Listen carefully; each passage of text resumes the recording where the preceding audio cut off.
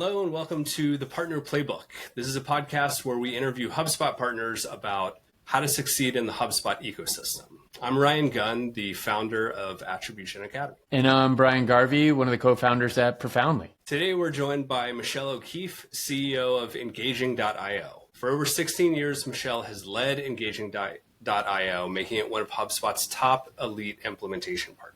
Michelle, thank you so much for being here with us and doing this and sharing your insights. Pleasure.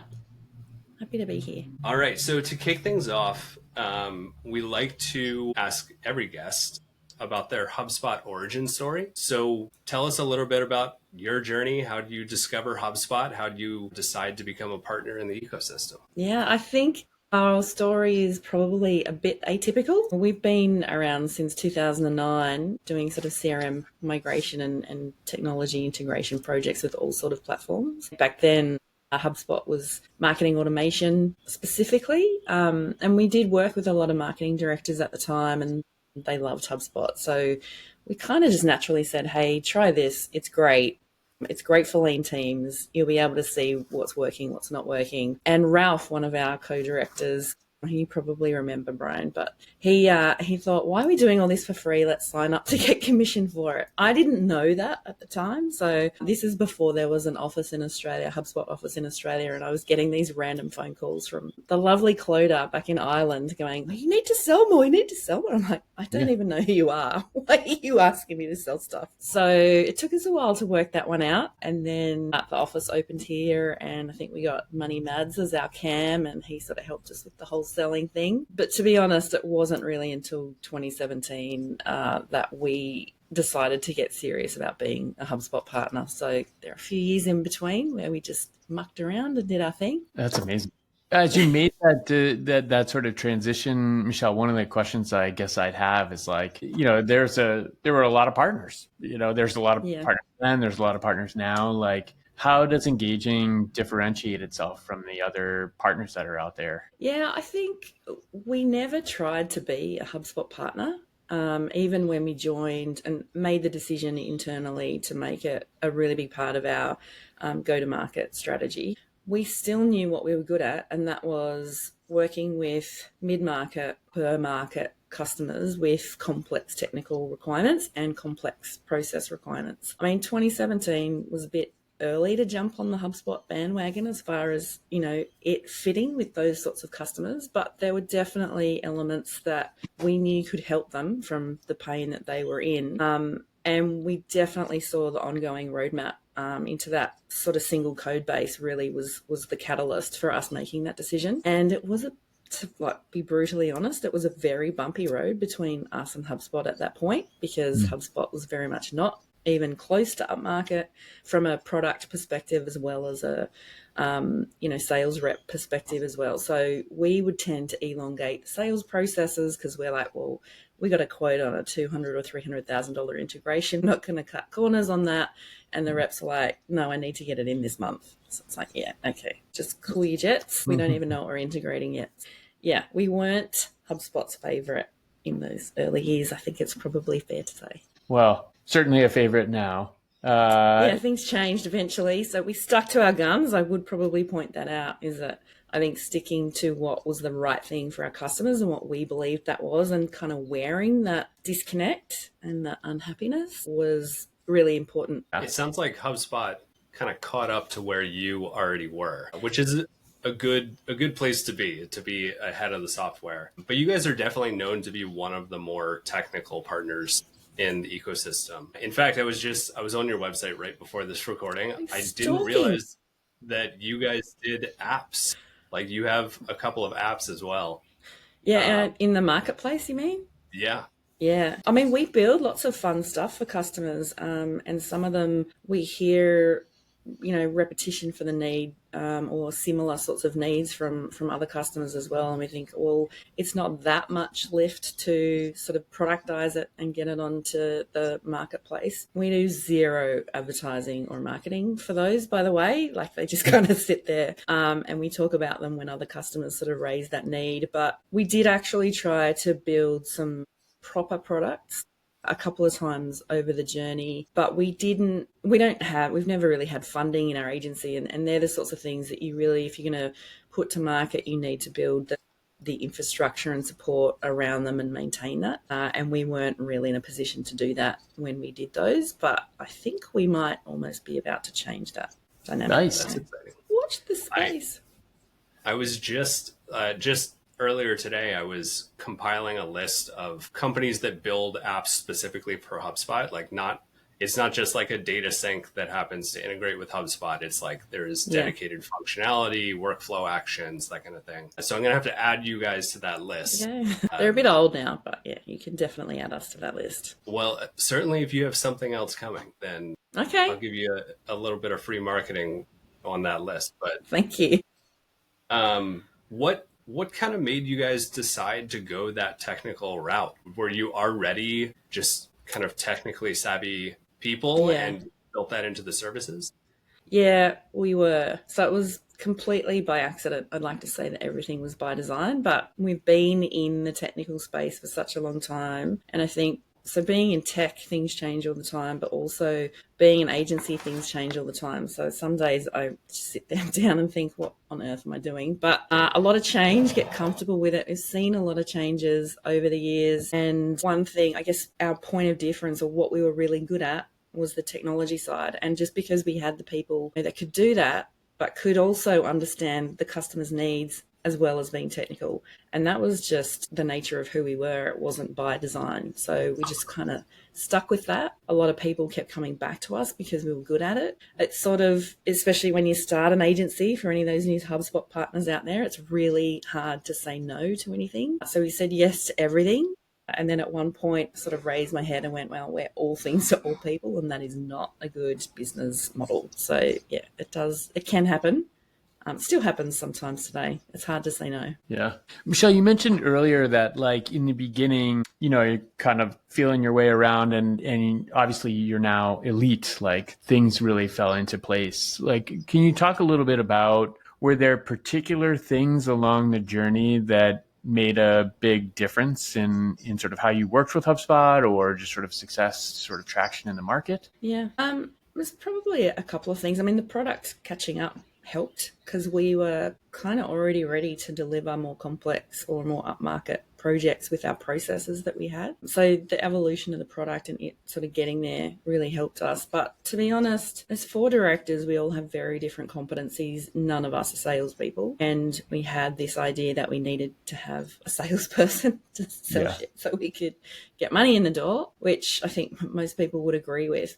And we tried a few times to hire some sales resources and spectacularly failed. In fact, it remains a bit of a spectacular failure for us. And we had a moment where one of our directors went away for 4 months and the rest of us were carrying the load, and he got back and we were all exhausted and we're like, you know what? Can we even do this anymore? Like, is this worth it? And we were very close to be honest, saying no. And then for whatever reason decided, I think there might have been another release, HubSpot product release, and we went, you know what, let's just give this one last push with just us. We know the product, we know our customers, let's try and sell it and see what happens. And just things just went up instantly from that decision. Hard decision to make, but that's what we did. And we didn't chase tiers. It was very different back then. It's a lot harder, I think, from a tiering perspective for partners these days. But we did have, back then it was a CAM, like the PDMs of today, who really believed in us, and he saw the opportunity within HubSpot and he said, this year you're going elite. And we went, I laughed at him. And we went, okay, let's break it down into some milestones. And I think we were elite before halfway through the year or just after or something like that. So it's amazing what goal setting can do. That's incredible. That's incredible. Yeah. This is the second time that we've heard a partner talk about how hiring salespeople did not work. That you need people who know the product, know the services, that they're already great implementers in order to sell the product. Yeah, definitely. You need that solution focus, I think, is what's really important. And so we now have our lead in the US business, Melissa Erickson. She's been implementing Dynamics for 15 years and she's been with us now for just over 2. She's going to be spearheading sales for us for a little while as well, because we just find they're not sales conversations. Yes, you need some sales rigor, but most of the time for us, it's strategic sales, and we like to sell alongside HubSpot. HubSpot has the sales rigor. We have the solutioning knowledge, and we know enough about qualifying, getting the right people at the table, what the risks of implementation are, which you need to talk about during the sales process. So for now, that's where we're finding the most success, at that more upmarket, upper mid-market level. If you got any hints, I'm all ears. I think you are the expert. That's why we're having you on. I think you always got to be open to listening to what other people are doing and adapt. If you need to pivot or adapt, you need to pivot or adapt. So being curious is important. Yeah. I think you've got the right approach. I mean, we talked about on another episode that HubSpot is good at selling software, but they don't know the services. They don't know how to scope. So yeah, that's why doing it together works well. Bring it to the table. Yeah.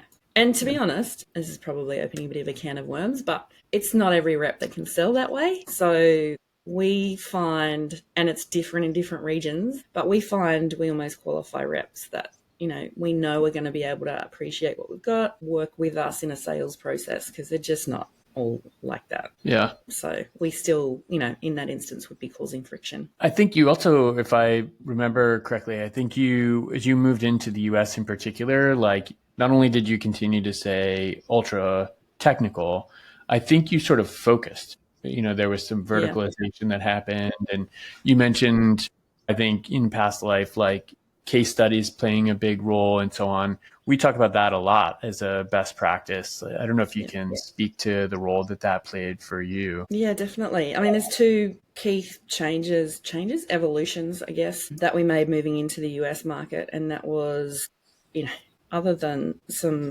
pretty awesome people we had worked with before and HubSpot executive knowing who we were, no one else really knew who we were. So how were we going to be able to get some cut through? So we decided to verticalize. I mean, we've got, now 16 years of case studies. But what we found was we had a great Ticketmaster and ticketing integration that we'd built out before. And we really understood that ticketing and sports sort of process. So we had an opportunity with the San Antonio Spurs. We threw everything at it. I mean, it helps to have a nice logo. We work hard for all our clients, but there were certainly a few eyes that got a bit misty at the prospect of being able to work with such a great customer as the Spurs. So we definitely threw everything at it. We knew we had an opportunity to make this a huge case study. And we did. And gratefully, when we won out against some pretty tough players, other vendors there as well, which was a fun process. But Anne-Marie at the Spurs is also a delight of a customer. So we were able to do some really good work for them. We developed that case study, kind of went a little bit viral, like in terms of being passed around in HubSpot spheres and things like that, which is great. Like we've now working with Miami Dolphins, and Todd, our founder, was talking at the National Sales and Technology Conference in Nashville last week, which is great. So we're kind of known for that. We're developing some great case studies, but double-edged sword. This is like engaging only do sports. No, we don't. We do all sorts of things. Like these are just some case studies. So we're navigating that at the moment, but I think the other area that we made more formal at that point was we architect and build data lakes as well. And in those sorts of areas, particularly with ticketing, some customers may already have data lakes that we need to work with. Others don't. So we formalize, we're a Databricks and Snowflake partner.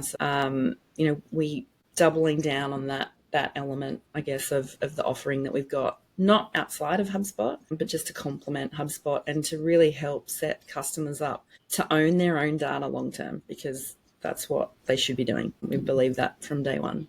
How are you deciding on those verticalizations or specializations? Like, are you just kind of following the big logos, or is there some signal that you're getting from the market or from HubSpot that these things are kind of where it's moving?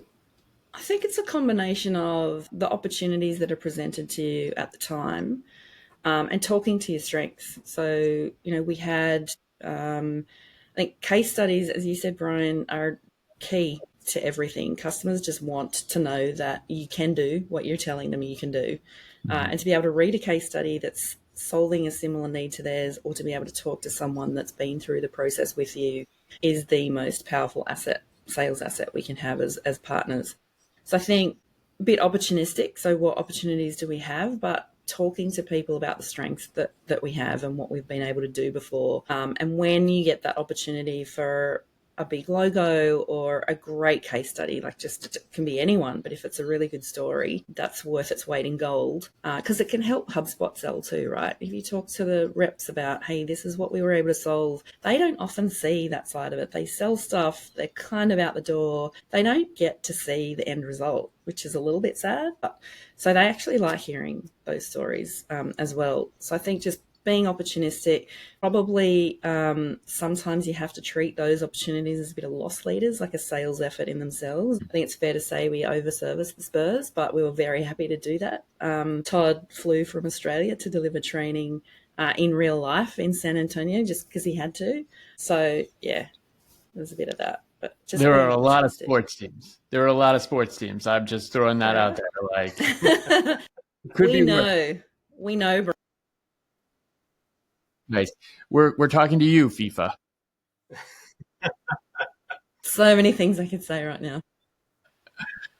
You know, I was thinking the exact same thing that you said about how these case studies don't just benefit you guys; it benefits the HubSpot sales reps. I can't tell you how many times I've gotten DMs from AEs at HubSpot saying, hey, do you have a case study in this industry or with this specific integration? And it's just, that's something that HubSpot itself can't provide. It has to be on the services partners.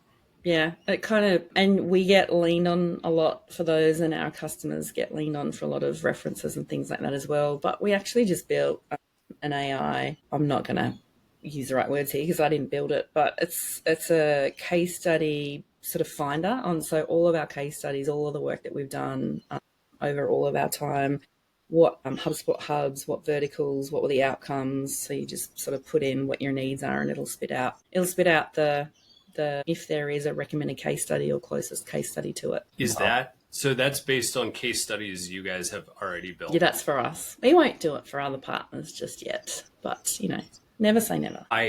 I've been having this conversation recently about AI note takers and like the opportunity that exists there for generating case studies dynamically.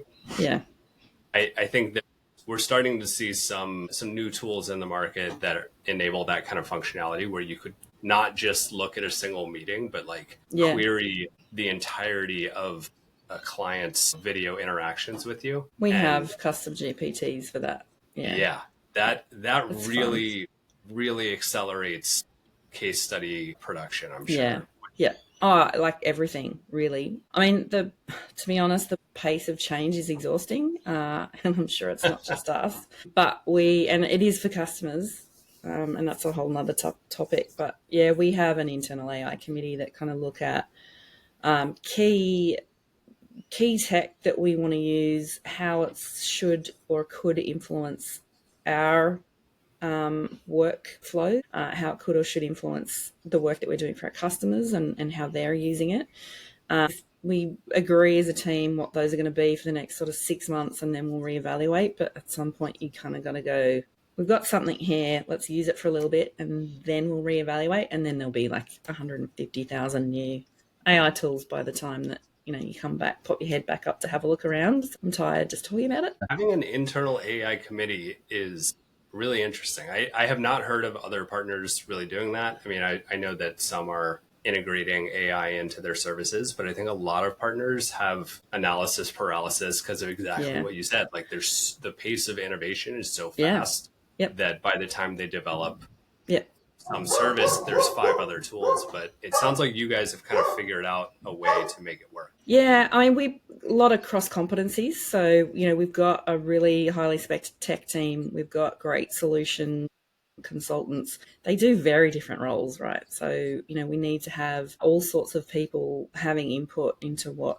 tech we do use. We have very, very serious security overlay to all of those sorts of tech decisions we make. So kind of needed to have a committee really to make those decisions, which we've done. And I think we're actually about to launch a campaign it's called the No Bullshit campaign. I might have come up with that name, but Kiara actually. But we're actually going to share exactly what our journey was and tell other partners, other organizations, this is how we got to where we are. Take it or leave it, basically. Use it as an AI playbook. So for those that do have analysis paralysis, which we have as well, but you got to be a little bit pragmatic at the same time and actually use these products and work out, are they helping? Are they not helping? Do we keep going in that direction? Do we not? We're kind of learning at the same rate as our customers at this point. So it's interesting. Yeah.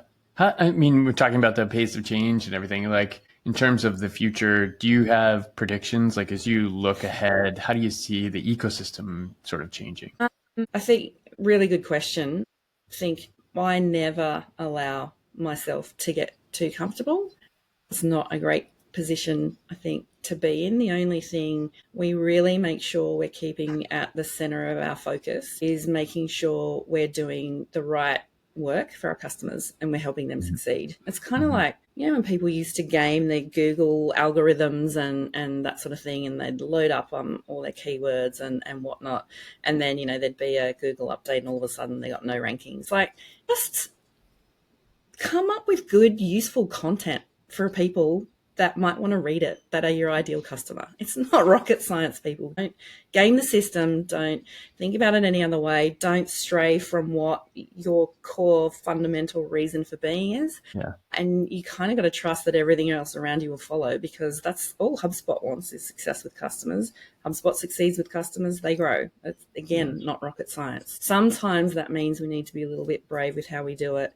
The tech is not going to stop changing anytime soon. So I think just probably getting comfortable with being uncomfortable and having some internal rules around when you're going to disrupt yourself is probably important. I think there's no knowing what AI is going to take over and what's not, but I think Sarah McDevitt's she's talking a lot at the moment around the human element of AI and how important that is. And I cannot agree with that more. That's our whole purpose for being. But at the end of the day, we're doing all of this for humans. We're not doing it for tech. So I think just keeping that at the forefront of the decisions that we're making and optimizations we're making with the tech along the way. I've met people who had, 600 people, customer service teams that are like, I'm just going to fire them all and put in AI. I'm like, yeah, great idea, mate. That's not going to backfire at all, is it?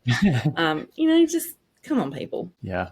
Yeah. I'm curious, you've always been sort of a very customer forward, customer first organization. As you think about that in your own sort of organization day to day, how do you bring that client first ethos, to life every day with your team? Like, when you're not in the room, are there certain things that you put in place? Yeah, we have a lot. We have a lot of internal processes. We have a full customer simulation for new starters, so they can work on a project without working on a project. And they might know HubSpot, but they don't from day one know our process within HubSpot. We have the privilege of working with some big companies, some important companies that are doing some really important work.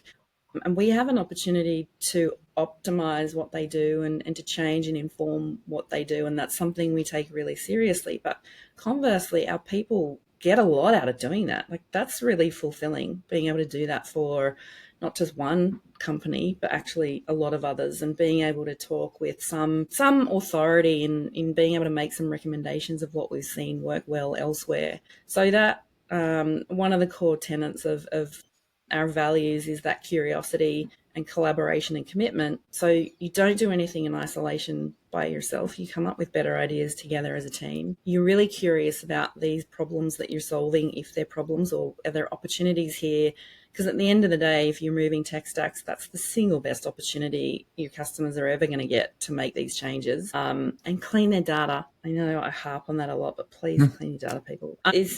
it's good for our staff. So it's kind of entrenched. Yeah, probably started from myself and the other directors because that's just how we were wired, and that's why we started the agency in the first place. But everything that's geared around all our processes around how we do and why we do what we do are also very customer focused. And it's human nature, like to be able to finish a project and go, wow, that was pretty cool. You can do that now. Or look at those stats. So yeah, That's awesome. I could All talk right, about Michelle, it forever. Sorry. I have one final question for you, which is if you were starting a new HubSpot partner today, what would you do differently? How would you approach things?